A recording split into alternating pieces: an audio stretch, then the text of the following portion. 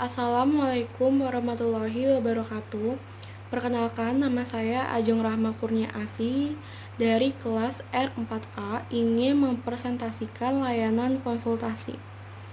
Nah, layanan konsultasi adalah proses membantu klien melalui pihak ketiga atau membantu sistem memperbaiki layanan terhadap klien tersebut. Nah, layanan konsultasi atau KSI ini merupakan layanan konseling yang dilaksanakan oleh konselor terhadap pelanggan. Pelanggan di sini disebut dengan konsulti. Nah, konsulti yang memungkinkan konsultasi memperoleh wawasan, pemahaman, dan cara-cara yang perlu dilaksanakannya dalam menangani kondisi atau permasalahan pihak ketiga. Nah, dalam layanan konsultasi ini mempunyai dua tujuan, yaitu tujuan umum dan tujuan khusus. Pertama yaitu tujuan umum, bertujuan agar konsultasi dapat menggunakan kemampuannya sendiri dalam menangani kondisi dan alat permasalahan yang dialami oleh pihak ketiga. Lalu ke tujuan khusus. Tujuan khusus yaitu proses bantuan dan tindakan konsultasi terhadap konsultasi pihak ketiga pada sisi yang kedua, yaitu bermaksud mengentaskan masalah yang dialami pihak ketiga. Nah, dalam layanan konsultasi ini mempunyai 3 komponen, yaitu pertama adalah konselor. Konselor adalah tenaga ahli konseling yang memiliki kewenangan melakukan pelayanan konseling pada bidang tugas pekerjaannya. Lalu yang kedua yaitu konsulti. Konsulti adalah individu yang meminta bantuan kepada konselor agar dirinya mampu menangani kondisi atau permasalahan pihak ketiga yang menjadi tanggung jawabnya. Lalu ada pihak ketiga. Pihak ketiga adalah individu atau kondisi atau permasalahannya ini dipersoalkan oleh konsulti. Nah, lalu dalam layanan konsulti ini ada namanya asas. Yang pertama adalah etika dasar konseling. Dalam etika dasar konseling ada 3 etika dasar, yaitu kerahasiaan, kesukarelaan, dan keputusan yang diambil oleh klien itu sendiri, yang sepenuhnya berlaku pada proses konsultasi dalam layanan KSI ini. Lalu ada kemandirian. Konsulti atau klien diharapkan mencapai tahapan kemandirian, yaitu dapat memahami dan menerima diri sendiri secara positif dan dinamis. Kedua, memahami dan menerima lingkungan secara objektif, positif, dan dinamis.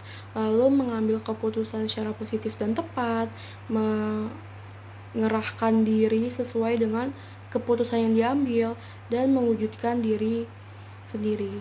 Adapun asas-asas lain yaitu ada asas kegiatan, kekinian, kedinamisan, lalu keterpaduan, kenormatifan, keahlian, ahli tangan, tuturi, handayani. Nah, pelaksanaan asas tersebut dalam pelayanan konseling perorangan dan konseling lainnya dalam profesi konseling. Lalu ada pendekatan, strategi, dan teknik. Pertama yaitu pendekatan. Nah, perbedaan pokok antara layanan konseling perorangan dan layanan konsultasi adalah pada konseling perorangan, penanganan masalah klien langsung dilakukan oleh konselor. Sedangkan pada konsultasi, penanganan masalah pihak ketiga dilakukan oleh konsulti setelah berkonsultasi dengan konsultan. Lalu kedua ada warna konseling perorangan dalam layanan konsultasi. Nah, keseluruhan proses layanan konsultasi, warna konseling dalam keseluruhan proses layanan konsultasi, dalam konseling perorangan sering kali tidak dihindarkan, atau lebih spesifik sebelum konsultasi diarahkan untuk mampu menangani pihak ketiga terlebih dahulu. Nah, diri konsultasi sendirilah yang sebenarnya harus dibenahi. Lalu ada teknik. Yang pertama itu ada teknik umum dan teknik khusus. Yang pertama yaitu teknik umum, yaitu sejumlah tindakan yang dilakukan oleh konselor atau konsultan. Nah, teknik-teknik ini seperti menerima klien, lalu mengatur posisi duduk, mengadakan penstrukturan khususnya dalam tentang layanan konsultasi, lalu mengadakan analisis dan diskusi tentang permasalahan yang dihadapi sampai dengan mengadakan penilaian dan laporan. Lalu ada teknik khusus. Nah, teknik khusus dimaksudkan untuk mengubah tingkah laku klien atau konsultasi khususnya berkenaan dengan masalah yang dialami. Lalu yang keempat ada penguasaan teknik oleh konsulti. Nah, penguasaan teknik oleh konsulti ini yang pertama, konsulti dapat menampilkan diri terhadap pihak ketiga dengan penuh efektif, lalu menciptakan situasi yang kondusif bagi terhadap pihak ketiga dengan penuh afektif, lalu menciptakan situasi yang kondusif bagi pihak ketiga untuk berkonsultasi secara efektif dengan konsulti. Lalu, keterampilan yang perlu dikuasai konsulti dan diterapkan terhadap pihak-pihak ketiga adalah aplikasi alat-alat pendidikan, yaitu 3M, pertanyaan terbuka, dorongan minimal, refleksi, serta teknik khusus pengubahan tingkah laku seperti pemberian informasi dan contoh seperti latihan sederhana dan pemberian nasihat yang tepat. Lalu ada strategi BMB3, yaitu mengajak konsultasi untuk berpikir, merasa, bersikap, bertindak, bertanggung jawab berkenaan dengan permasalahan pihak ketiga ini.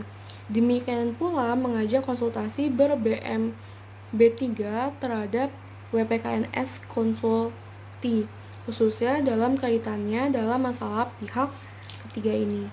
Lalu waktu dan tempat pelaksanaan layanan KSI ini sangat tergantung pada kesepakatan antara konselor dan konsulti. Kapan dan dimanapun konsultasi itu dapat dilaksanakan dari kenyamanan kedua pihak diutamakan, dan di samping terjaminnya kerahasiaan konsulti dan pihak ketiga. Lalu ada keterkaitan. Nah, keterkaitan ini ada keterkaitan jenis layanan dan keterkaitan kegiatan pendukung. Kenapa ada keterkaitan jenis layanan? Nah, layanan KSI ini tidak hanya dapat diwarnai oleh konseling perorangan, melainkan dapat diawali dengan atau bahwa bergeser menjadi konseling perorangan. Nah, pelaksanaan konsultasi dapat berlangsung 1 kali atau lebih. Lalu keterkaitan kegiatan pendukung. Yang pertama adalah aplikasi instrumentasi. Nah, aplikasi instrumentasi ini dapat Bahkan seringkali diperlukan untuk mendalami kondisi pribadi pihak ketiga. Aplikasi instrumentasi ini dapat digunakan contohnya seperti itu, seperti AUM PT SDL. Lalu ada himpunan data. Nah, himpunan data di dalamnya menyangkut pembahasan tentang konsultasi, yaitu eh, tentang EQ, lalu AUM umum, dan AUM PTSDL. Lalu ada konferensi kasus. Nah, konferensi kasus ini diselenggarakan pada lembaga yang di dalamnya terdapat sejumlah personalia atau individu dengan kedudukan atau wewenang yang tidak sama.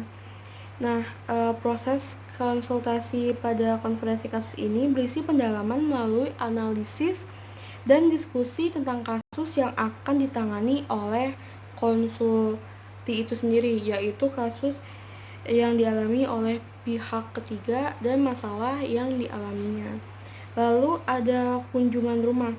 Nah, kunjungan rumah ini eh, yaitu lebih mendalami permasalahan yang ditangani dan dibina eh, terkait dengan masalah yang dialaminya. Dalam hal ini adalah orang tua dan anggota keluarga lainnya dengan individu yang mengalami masalah. Lalu ada tampilan perpustakaan. Nah, dalam tampilan perpustakaan ini diselenggarakan dengan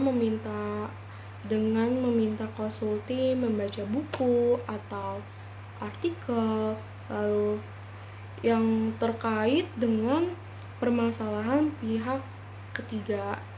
Nanti hasil bacaan tersebut dapat memperluas WPKNS konsulti dan dapat dibahas secara langsung dalam proses konsultasi. Lalu yang terakhir dalam keterkaitan kegiatan pendukung yaitu adalah alih tangan kasus.